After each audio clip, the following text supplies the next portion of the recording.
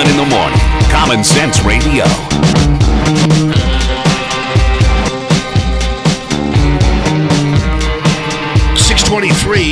And just heard the commercial for Proposition P, which, as I've told you, I'm voting for. But I'm doing it with the knowledge that our government, whether it's county or state or federal beyond,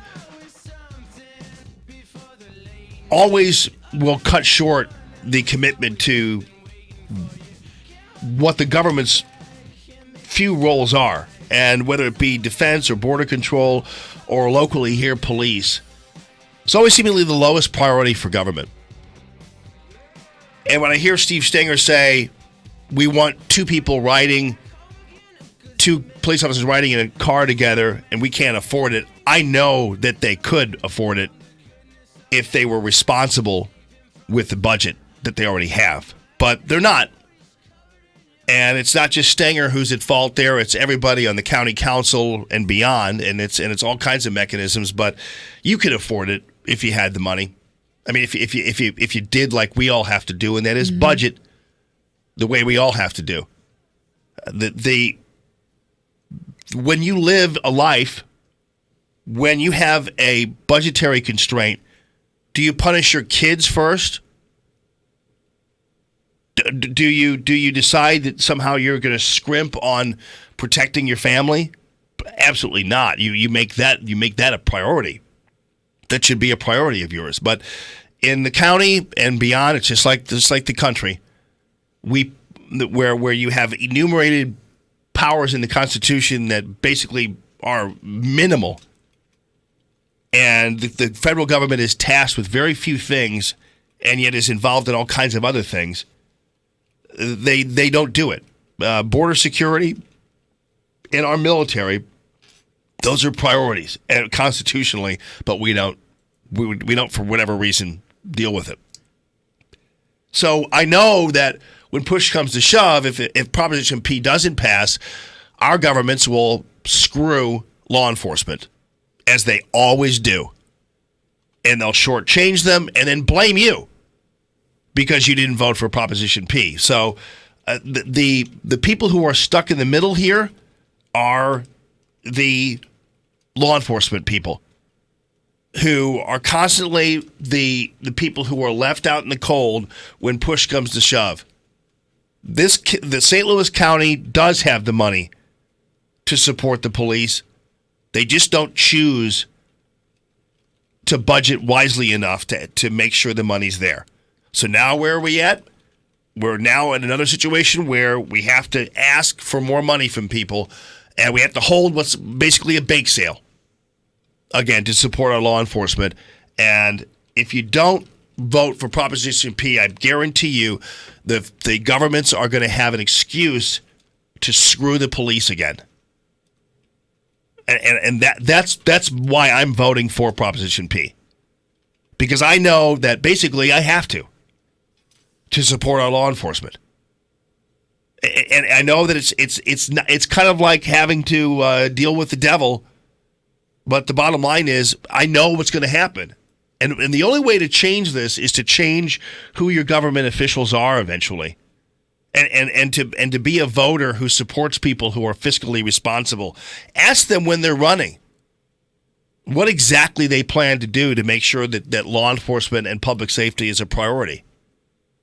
Because they'll talk a good game, but if you demand specifics on it and ask them about their budget and ask them, well, then why don't you cut this?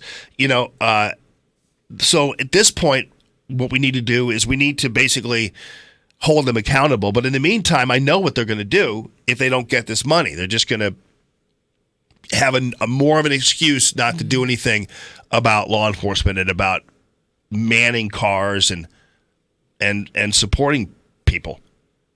And it's a shame. It's every time, like, for instance, when there's a budgetary constraint at the state level, where does Jay Nixon go immediately to threaten people that if they do a tax cut or do this, he goes to a school and threatens the kids and their education and the teachers and their livelihoods. He just goes and threatens all of them and says, "I'll cut education if you lower taxes. I'll have to cut education." No, why don't you just cut the as we saw even with the Department of Revenue? Why don't you cut some of the cars they're driving? Or how about the University of Missouri and that budget where they're all getting bonuses for doing nothing? Those kinds of things. You could cut a lot of different places, but they choose to cut the weakest. The ones that will scare you the most into doing something, they'll threaten to cut it. And in the case of law enforcement, I don't think, considering how unsafe it is out there for law enforcement now, I'm really, at this point, would say you have to, in my opinion, I have to vote for this. Yeah. So, by the way, the local mayor's race got a plug, if you want to call it that, on MSNBC. And it's Joy Reid, and you can imagine how this thing went. Do we have time for it a little bit? We could do a little bit of it.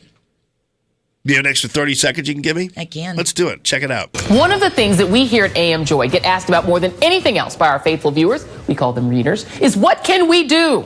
Well, my answer to that is usually the same. Vote, especially in local and state elections. Case in point, Dateline, St. Louis, Missouri.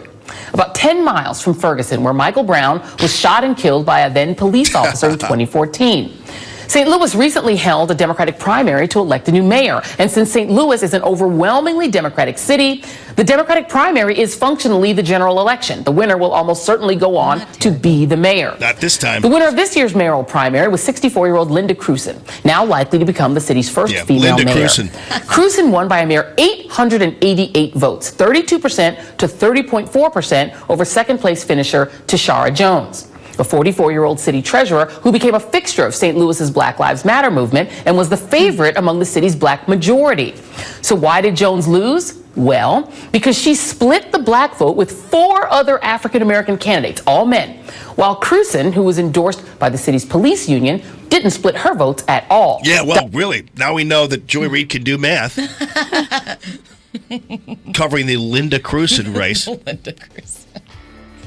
Why did she say all men? I don't know.